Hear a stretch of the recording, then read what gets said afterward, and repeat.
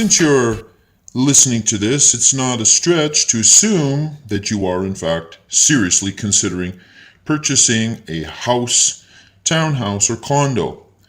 But before listening to all of this, we'd like you to take a deep breath, back up a little, and make absolutely sure that buying is the right move for you right now. After all, it's likely the largest single investment you will ever make. If you do decide to buy, you'll find this indispensable, and it will save you a lot of grief.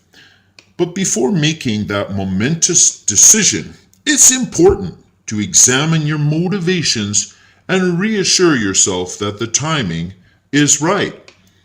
Let's start by looking at some of the pros and cons to buying this year. On the buy side of the ledger, Canadian real estate is historically a reliable, long-term investment. Average annual appreciation over the past quarter century was between 4 and 6%. But a collapse in oil prices and a precipitous drop in the loonie has meant a slower growing economy, and this has prompted fears of a nationwide cooling of real estate prices. Still, Canada remains a country with a growing population, suggesting the demographic case still favors real estate. Meanwhile, other factors are not on the side of purchasing. Some observers worry that growing Canadian consumer debt levels and persistently low mortgage rates will help push the country towards a US-style real estate meltdown. By historic standards, and on the basis of most calculations, real estate appears slightly overpriced in many Canadian cities, and greatly overpriced in a few. At one time, 15 to 20 times annual rent was considered the normal range for home prices, meaning that a place renting for $1,000 a month should sell for no more than $240,000, but that gap is much wider now.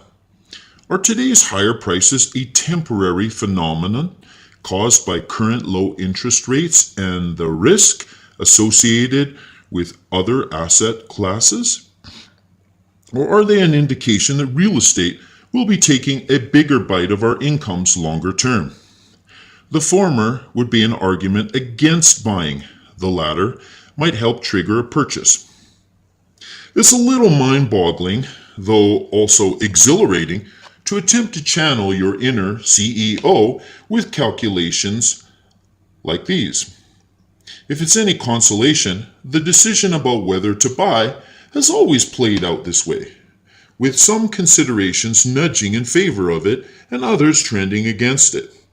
In the face of this uncertainty, about 70% of Canadian households have opted to own, and abetting their decision are several concepts that hold true regardless of timing. One is the role of real estate in giving ordinary people an easy way to take advantage of leverage or borrowing money for investment purposes. If an investment purchased for $400,000 increases in value to $420,000 after 1 year, the return on investment is 5%. But if the $400,000 was purchased using $100,000 of your own money and $300,000 that's been borrowed, your mortgage, the return is 20% on your $100,000 investment. Note that we are not including the interest on your mortgage here. And remember, leverage works both ways. When an investment loses money, the leveraged investor's losses are proportionately higher. As well, a capital gain on a principal residence is tax exempt, unlike most other investments, and mortgage money is almost always cheaper than loans made for other purposes. In important ways, the Canadian system stacks the deck in favor of real estate purchasers. Another reason to buy real estate is the concept of forced savings. Many people have a hard time saving money. But between mortgage payments and other expenses, homeowners typically spend considerably more on shelter than do renters, even if they have to scrimp on other things to do it.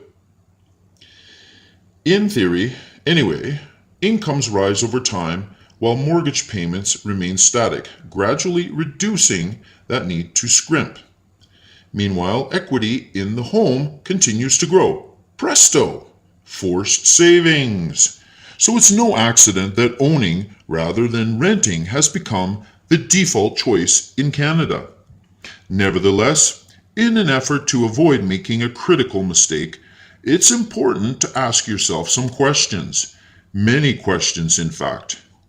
These can be divided into 3 general categories. The first set have to do with you, the purchaser. How secure is your job? What's the likelihood of having to move? How would you cope in the event of a major life change such as parenthood, divorce, or illness? Are you prepared to take on the additional responsibilities being a homeowner entails? Everyone faces uncertainties when buying a home, and ambiguous or even negative responses to questions like the ones above do not rule out making a purchase. But the less settled your personal situation is, the more crucial some of the other tests become.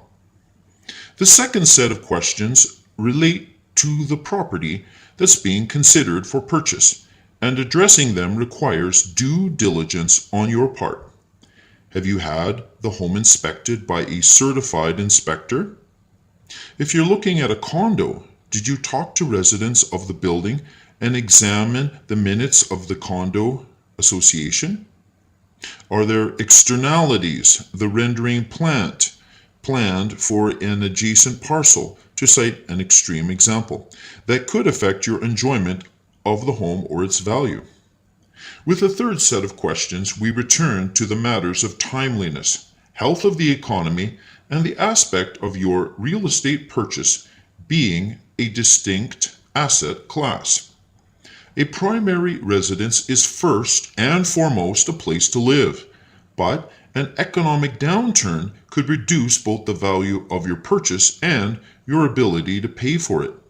Will a surge in interest rates result in bigger mortgage payments and falling real estate prices? And there are local considerations. If the economic prospects of your region are poor, or if real estate has been selling at unusually high prices, your purchase is less likely to appreciate than in a booming region or an area where real estate is at a cyclical low. As homeowners in the US found out the hard way, real estate can be as prone to dramatic corrections as other investments. And just a note on the side here of what I'm reading, it says hot buyer's tip: in big cities where the cost of property is high, such as Vancouver or Toronto, it may make more sense to rent than buy. For example, instead of forking out $1,800 per month for a mortgage on a 1-bedroom condo in Vancouver, you could pay $1,300 per month for a 1-bedroom apartment of the same size and quality. You'll save $500 each month, and in 10 years, you'll have saved up an extra $60,000 more if you invest the money you save. So that's debatable. And let's continue to sum up. Canadian tradition and public policy favor home ownership. Those leaning toward buying will be able to marshal arguments in favor of their decision, regardless of current conditions. But in most cities, the market is sending both buy and sell signals. So it all comes back to you. Do you need the discipline of a home purchase to save more of your money?